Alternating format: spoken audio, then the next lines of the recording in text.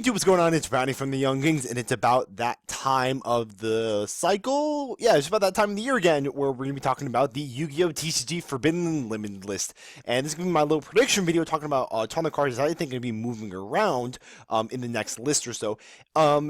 A lot of crazy stuff has happened since my last video where I talked about the list. My last video where I predicted the Forbidden Limited list was in January, and as you may have noticed, the month of February was a pretty crazy month for the Yu-Gi-Oh! TCG.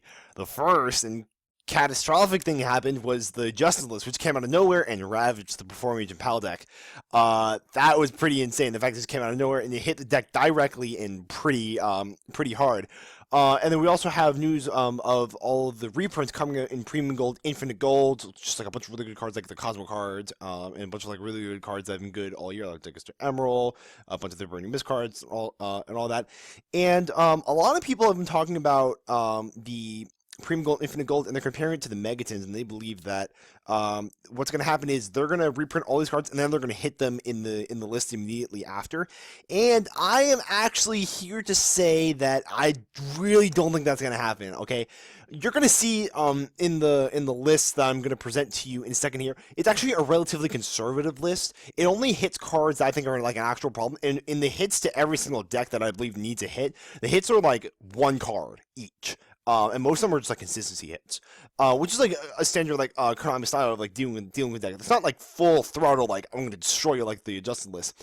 Also, the reason why people thought that that all the Premium Gold stuff is going to get hit is because like that's what happened with Necros, Shadal, Klee, Burning Mist back after the Megatons in November. But remember, like those decks were dominating for a really, really long time. I bet you're like, well, I mean, look at the adjusted list. I mean, they hit Pepe 2 weeks after that deck came out. So like, doesn't that contradict a statement?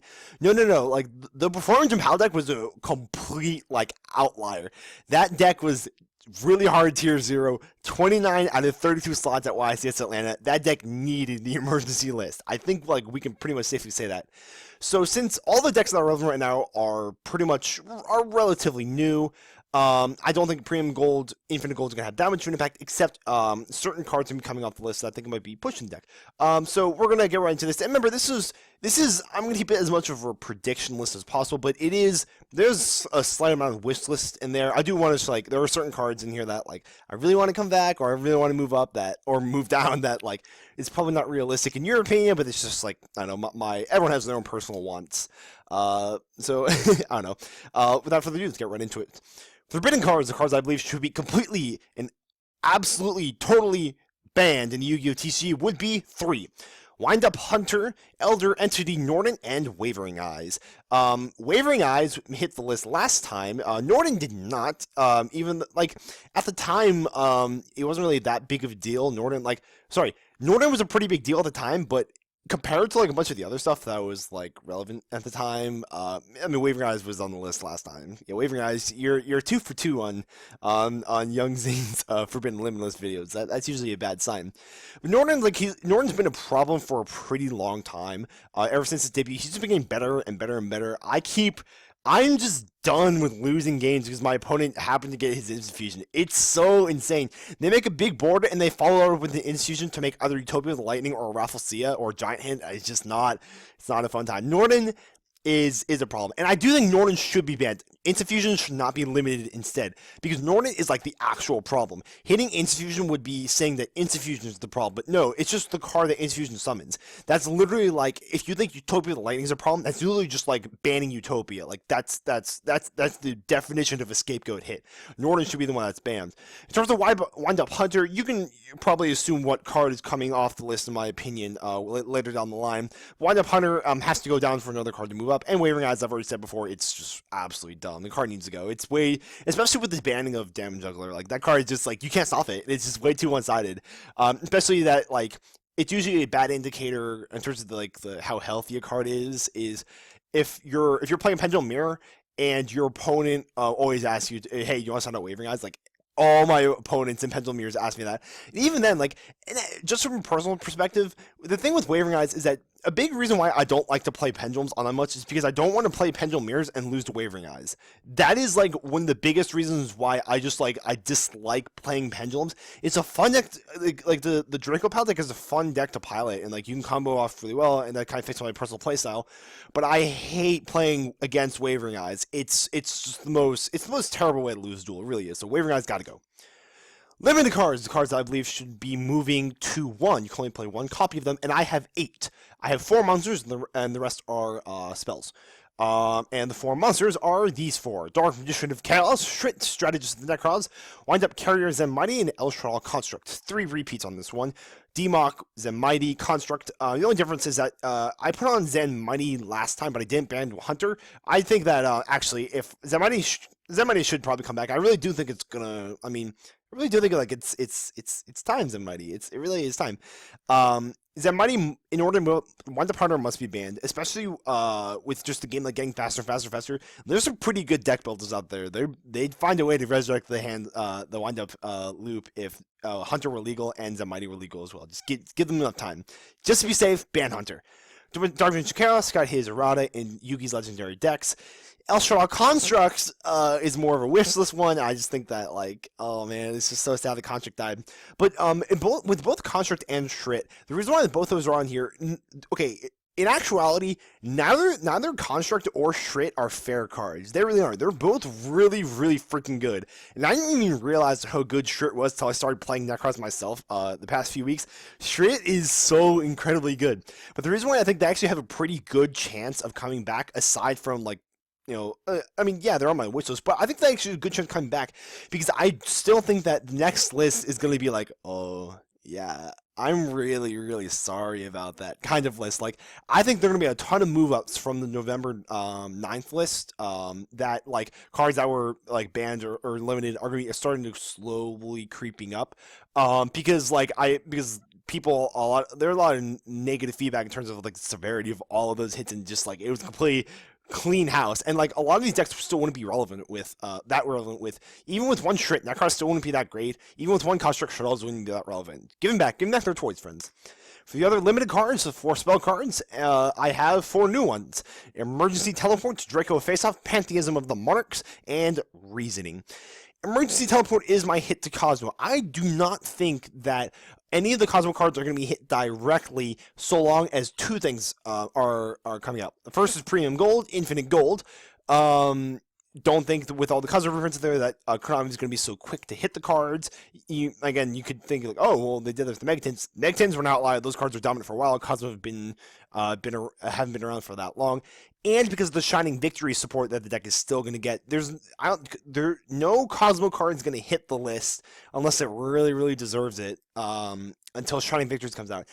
Dark Destroyer does deserve to be on this list. I really think Dark Destroyer should be at 1. It actually is like a pretty big problem, but I just don't. The prediction side of me is just like, nah, it's just not gonna happen. Emergency Teleport does. It's a pretty dumb card. Not only should it be limited, it isn't a scapegoat because Cosmos are abusing it. Quantum, the Super Quantum deck is abusing it. The Quantum Monarch deck is abusing it as well. The card is just really, really freaking good. It's got to go to 1.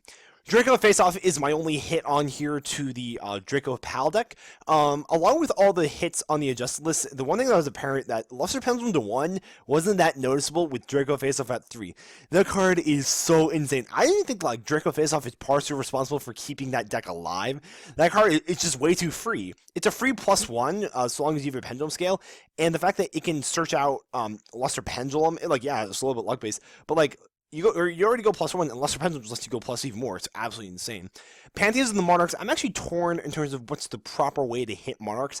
I think that the probability of them hitting Monarchs is pretty high, because they usually go after those budget decks, even though like even just like a light tap, because Monarchs have been pretty relevant ever since they've been consistently relevant ever since they came out. Next, some people have been like talking bad about them. Like some players were like, nah, I don't really like Monarchs, even though that like it's good to budget players. A lot of like other players like, wow, this is really kind of dumb. Other cards that could have been hit instead of Pantheism were Iados, Idea, or Ashes Fiend. And I think Magic Change would kind of deserve it, but I don't even think it would curb the power of that deck so much. It would just kind of be like, oh no, I can only main deck one Magic Fiend anymore. I can only side one. Idea would be a fine hit. It would hit the consistency a little bit. Giannis would be actually a little bit of a rough hit. Like that'd be like a pretty insane hit. But I really think that Pantheism is just like it's limit worthy. Like even though like both either hitting that or Idea would be hits their consistency. Pantheism is just like dumb. It draws to their whole deck. It gets their deck going, and the fact that you can banish it right after just such a Monarch spell and trap. Like okay, reveal 3 tenacity. Like go and pick one is just that's just insane. Card is limit worthy. You got to go to 1. Speaking of limit worthy, Reasoning. I thought this card was insane when people started playing Infernoids. I thought it was sad that people started playing it in Cosmo, but it really worked. And I thought it was sad that Calvin Tahan used it in his Super Quantum deck, played 3 of it in Super Quantum deck at ARG Richmond, and won the whole event with it. Reasoning is a more apparent problem than ever. I think it's just a dumb card. Look, all these spell cards on this list are like, yeah, this card's just dumb. Like, this is like that's basically how I feel about all 4 of these spell cards. It's just a ridiculous card. Reasoning has no cost. And it's just really hard to stop, especially when you're using a deck like Cosmo, where all of them are different levels, and then you have to call 8 just because the theory behind calling 8 whenever a Cosmo player plays Reasoning is that he's gonna get a guy for free, but at least like if you call 8, like the card they summon like isn't like a Dark Destroyer, so it's like not that bad, but it's still like really really free. It's kind of dumb. Semi-limits cards at least should go to 2. I have 5 for this one. A few repeats. Artifact Moral Attack, Inferno Archfiend Rescue Rabbit, Tour Guide from the Underworld, and Ritual Beast Ulti Conhawk. Repeats would be Inferno Archfiend and Rescue Rabbit. I mean, as much as Rescue Rabbit was slightly relevant after the Draco Pal deck kind of took steam, people started playing it so they could summon either Master Pendulum, Vector Pendulum, or Dragon Pulse Position from the deck. Rescue Rabbit should still probably be moving up because it really isn't that great in the Draco Pal deck. It's even that like some players are cutting it because it's really just like it does like that one thing only, and a lot of times like you search out all your normal monsters anyway, so it makes it like a really bad top deck in later games. So Rescue Rabbit really isn't that relevant. Inferno Archfiend is solely wishlist, but in actuality, who really thinks this card deserves to be out 1? Okay. Inferno Archfiend at 3, Inferno Barrier at 3, the deck still wouldn't be that relevant, but Launcher should stay at 1. That card's insane.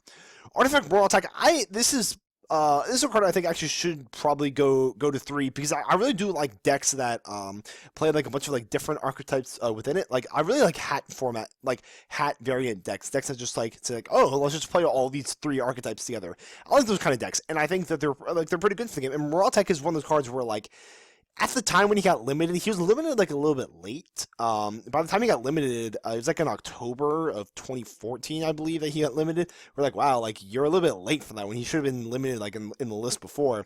Now he's just like kind of behind. At 3, he wouldn't really make that much of a big difference. He should probably start to move up. But 2 at first because me to a lot of the cards on here that are moving up should all these cards are move ups. They should be played at 2 to see if whether or not they're actually like a problem before they move all the way to 3. Tour Guide from the Underworld is actually a little bit of a surprising one for most people. That when I talked about this, said, "Hey, I think Tour Guide should go to 2." I think that this is going to be the you know how Necroz got like, "Oh, I'm really sorry about that," or in Construct like come back to 1 like, "Oh, Shadal's, I'm really sorry about that." I think this is Burning Misses. "Oh, I'm really sorry about that." Kind of bring back is that I think that Tour Guide could actually go to multiples instead of bringing Graphers here because it really it helps. I mean, yeah, it pushes the deck. Because they're going to be printed in Preem Gold 3 and Beach is coming out, but Tour Guide really is actually a little bit more fair than Seer and Graph because at least you can stop Tour Guide. If you Valor Tour Guide, like it really sucks for them. Yeah, I know they have cards like Phoenix Rhino, but like hitting if Burning is a problem, deal with the cards in that deck directly. Tour Guide's like. Is Tour Guide really good? Yeah, but it's like at 1, it's really not that big of a deal in Burning Mist. I don't think at 2 would be that much big difference, especially when everyone's like playing 3 Valor. Ritual Beast Ulti Conhawk, I put him at 3 last time. A lot of you guys didn't really appreciate that, so I guess they're gonna move it down to 2. I still think this card should be moving up. As like, oh, I'm really sorry about that Ritual Beast. I can't believe they hit Ritual Beast on the November list. That's just savage, man. Ritual Beast. Like they really only need 2 Conhawks. I mean, they still play 3, but like, just give them that Conhawk. The deck didn't even need to hit in the first place. Okay, Unlimited cards. Cards should go to 3. All of them are move ups, obviously. I have 4 Injector Hornets, Neos Mission Grandma, Book of Moon, Dragon Ravine. All these cards are irrelevant, except for possibly Book of Moon, but no one plays Book of Moon right now that much anyway. But Dragon Ravine is actually, not only is that card like not really that relevant right now, but I think actually is a pretty high chance of going to multiples because of the Blue Eyes deck, and more notably the Felgaren Dragon deck that is going to be coming out to TCG probably, I would imagine in August or so, because we have the Pendulum Domination deck coming in July. So I'd imagine that, actually, yeah, probably closer to October or August that we're going to be getting the Felgaren Dragon deck. And Dragon Ravine's actually a pretty important card in that deck. So I would imagine that card's going to come to 3 eventually. Might as well just get it over with soon, I suppose. So yeah, that's my custom Forbidden Limit. So this is just the way I think that the list should probably go. And in actuality, there are a lot more cards on this list than last time, but it really is a somewhat moderate list. Like, because I've seen some hits where like guys like, oh, we need to ban Farm Girl, we need to ban Dark Destroyer, and we're gonna ban like all these Pendulum cards, ban all Pendulum cards, and that way the game will be safe. I understand that Yu-Gi-Oh like just changes after a while. Like I'm totally fine with change, but it's these kind of hits that I think that are necessary in order to just, I guess, make the game more healthy. And even though that's a very, very loose term, like what do you mean by healthy? It's been like, it's just not as dumb. I really have no better way of putting it than it's like my list is just like I want to make Yu-Gi-Oh less dumb. Like, that's just kind of how it is. I don't know. Let me know what you guys think in the comment section below. I think that the next list is going to be coming out shortly before Premium Gold 3, but again, I could be wrong. By the way, there's no end date on the last list, November 9th ban list. There better be an end date on this next one, or I will riot. You will hear from me, Konami. If there's no end date, I will not be happy. Let me know what you guys think. Well, let me know what you guys think in the comment section below of this Forbidden Limited list. Let me know what you guys think about the list in general. Let me know if like you have any differing thoughts in terms of like how I deal with certain these decks. Thank you guys very much for watching, and I'll see you all next time.